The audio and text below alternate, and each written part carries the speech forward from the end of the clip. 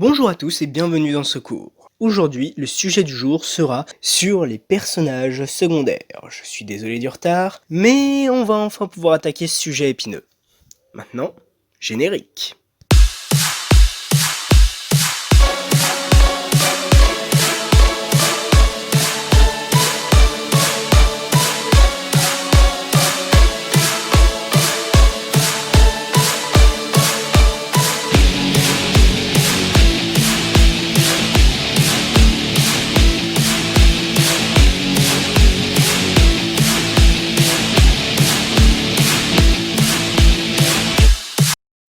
Alors, les personnages secondaires. Qui que quoi, qu'est-ce donc que ce type de personnage? La dernière fois, je vous avais parlé des personnages figurants, qui jouaient un rôle d'introduction à l'univers, aux événements, et servaient de décor et donnaient donc plus de vie au manga. Les personnages secondaires peuvent déjà remplir ce rôle, mais ils ont un rôle supplémentaire qui est de tenir un rôle. Je vais vous expliquer tout ça plus en détail. Donc, quels sont ces rôles que doivent jouer les personnages secondaires? Eh bien, ce sont les rôles qui vont servir l'histoire. Que ce soit par exemple le maître, l'adversaire, le rival, la love interest, tant qu'ils jouent un rôle qui va servir le scénario, ils deviennent automatiquement des personnages secondaires. Après, il y a des personnages secondaires plus ou moins importants. Généralement, les personnages secondaires aideront d'ailleurs le héros à avancer dans sa quête, ou l'en empêcheront, donc généralement ce seront des personnages soit qui seront alliés ou ennemis du héros. Par exemple, il y aura le maître qui apprendra au héros à devenir fort et tout ça, bon, généralement c'est suivi par soit sa mort, soit sa disparition en cours de machin, ou alors il sert plus à rien au bout d'un moment. Mais voilà, généralement ils ont des fonctions narratives. Après, il va y avoir des personnages secondaires plus ou moins récurrents. Par exemple, il y a ceux qui accompagnent directement le héros, généralement, qui font partie de son équipe, par exemple l'équipage de Luffy dans One Piece, ou alors Sakura et Sasuke dans Naruto. Bien que pour Sasuke ce soit généralement... Enfin, c'est un peu compliqué pour lui. Disons que je suis pas encore tout à fait sûr si c'est un principal ou si c'est un secondaire. Mais si on suit les codes, déjà, Sakura et l'équipage de Luffy sont des personnages secondaires. Je vais vous expliquer pourquoi. Le truc chiant avec les personnages secondaires, c'est que généralement on ne peut pas en parler sans au moins évoquer une fois le ou les personnages principaux.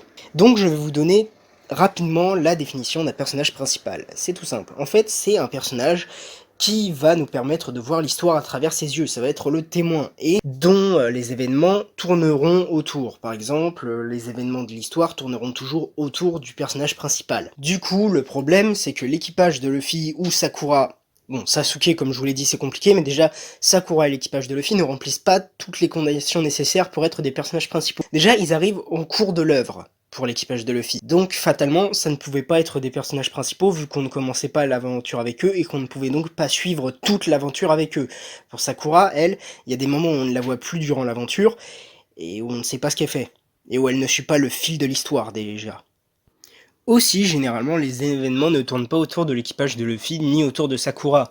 Par exemple, généralement, c'est Luffy qui va avoir les problèmes et l'équipage va en subir les conséquences, on va dire.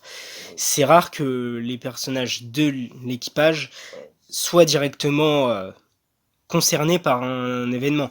Ou alors, c'est pour des arcs spécialement conçus pour eux, pour justement les développer. Dans ce cas-là, on peut dire que oui, ce sont les personnages principaux de cet arc, mais être un personnage principal d'un ou plusieurs arcs dans l'aventure ne suffit pas pour être un personnage principal d'une œuvre tout court. Ce qui en fait malheureusement des personnages secondaires. Ça n'empêche pas leur importance, sachez-le, un personnage secondaire est aussi important qu'un principal ou qu'un figurant. Parce que sans les trois, sans la triforce des personnages, une histoire serait moins passionnante. Quant à Sakura, on peut dire que les événements ne tournent quasiment pas autour d'elle. En fait, le seul événement qui tourne réellement autour d'elle, c'est le fait que Naruto doit ramener Sasuke au village. Et encore, ça il l'aurait fait que Sakura soit là ou pas, malheureusement. Mais du coup, ça fait de Sakura un personnage secondaire. Un personnage secondaire important, vu tout ce qu'elle a réussi à faire. Je l'expliquerai durant une vidéo consacrée exclusivement à elle, mais ça en fait un personnage secondaire quand même. Et il y aura aussi, du coup, des personnages secondaires un peu moins importants, ou du moins moins récurrents. Par exemple, les comic relief.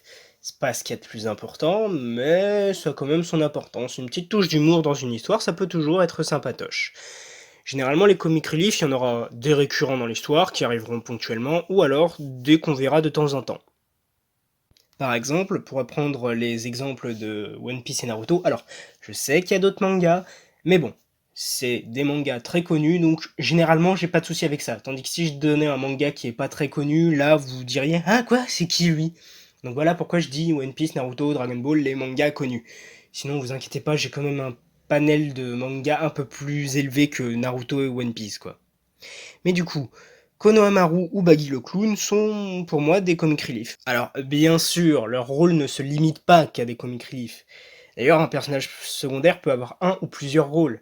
En fait, l'importance et le développement du personnage secondaire se fait en fonction justement de ce que l'auteur veut en faire. Et c'est ce qui en fait justement l'importance dans l'histoire. C'est généralement ce qu'on en fait, c'est soit on lui donne un rôle, soit on lui donne plusieurs rôles, si on l'aime bien on lui donne un chara-design, et voilà quoi, c'est selon ce qu'on veut en faire. Donc, Baggy et Konohamaru. Bon, alors pour Baggy, je pense que j'ai pas besoin de vraiment expliquer pourquoi c'est un comic relief, parce que le mec, c'est une blague à lui tout seul, c'est littéralement un clown. Expliquer en quoi Baggy sera un comic relief, c'est comme expliquer que si tu jettes un objet en l'air, il va retomber par terre. Après, il n'est pas seulement un comic relief. Pour Konohamaru, lui, rien qu'avec son équipe, de temps en temps, quand ils arrivent, quand ils sont en mode «Oh Naruto, tu es trop fort» et tout ça, et que on voit tous les moments avec, et bien là, on voit une blague récurrente que le mangaka voulait sûrement placer. Bon, après, comme je l'ai dit, ils ne se limitent pas à des personnages de comic relief, ils ont des rôles plus importants, par exemple Baggy c'est un rival de Luffy, il est un des membres de l'équipage de Roger, Konohamaru, enfin, il est devenu aussi un des 7 grands corsaires Baggy, mais bon, je vais pas m'étendre sur tout ce qu'il a fait. Konohamaru, c'est l'élève de Naruto, c'est un ami de Naruto, c'est le petit-fils d'un des Hokage, bon, enfin voilà quoi. Bon, après l'importance d'un personnage ne se limite pas à ce qu'il est ou ce qu'il fait. On peut aussi lui donner de l'importance par rapport à ce qu'il accomplit, genre même involontairement. Par exemple, Sakura, quand elle sauve Sasuke et Naruto dans la forêt durant l'examen de Chunin contre les ninjas du son, elle le fait totalement involontairement de leur sauver la vie, en faisant perdre du temps aux ninjas du son, mais elle a réussi quand même à leur sauver la vie pour le coup. Parce que pour le coup, si on retire Sakura, et Naruto et Sasuke, ils meurent dans un silence total avant qu'on retrouve leur cadavre. Parce que Sakura, c'est celle qui a fait perdre le temps, nécessaire à ce que les autres les rejoignent. Et non, on remplace pas Sakura, c'est-à-dire que si on, à partir du moment où on part de ce principe-là, on peut remplacer n'importe quel personnage à n'importe quel moment. Donc non, c'est soit on laisse le personnage, soit on le retire.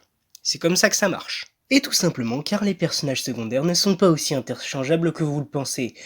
Les personnages secondaires ont tous leur importance, même ceux qui sont là que ponctuellement ou ceux qui sont là pendant très peu de temps. Chaque personnage secondaire apporte une pierre à l'édifice, et c'est ce qui fait leur importance. Même les personnages figurants peuvent avoir leur importance, même si eux ils sont un peu plus interchangeables, parce que eux ils servent de décor pour la plupart du temps. Car rappelez-vous bien ceci, si les personnages secondaires et les personnages figurants n'existaient pas, eh bien les histoires seraient beaucoup moins passionnantes à suivre, voire le héros principal ne vivrait pas grand chose ou n'aurait pas beaucoup d'interaction avec son monde. Car c'est généralement les personnages secondaires qui offriront au héros l'aventure, qui déposeront les petites pierres de l'édifice, qui lui permettront d'atteindre son apogée, qui lui permettront de vivre une aventure, que ce soit en lui donnant une mission ou en déclenchant un événement par exemple cataclysmique qui le forceront à devenir un héros. Bon, eh bien j'espère que vous aurez compris à quel point les personnages secondaires sont importants. Sur ce, si la vidéo vous a plu, n'hésitez pas à laisser un commentaire, à liker ou à partager la vidéo, ou à vous abonner si ce n'est pas déjà fait, ça fait toujours très plaisir. Je rappelle aussi que j'ai un Utip pour ceux qui veulent me soutenir gratuitement. Enfin,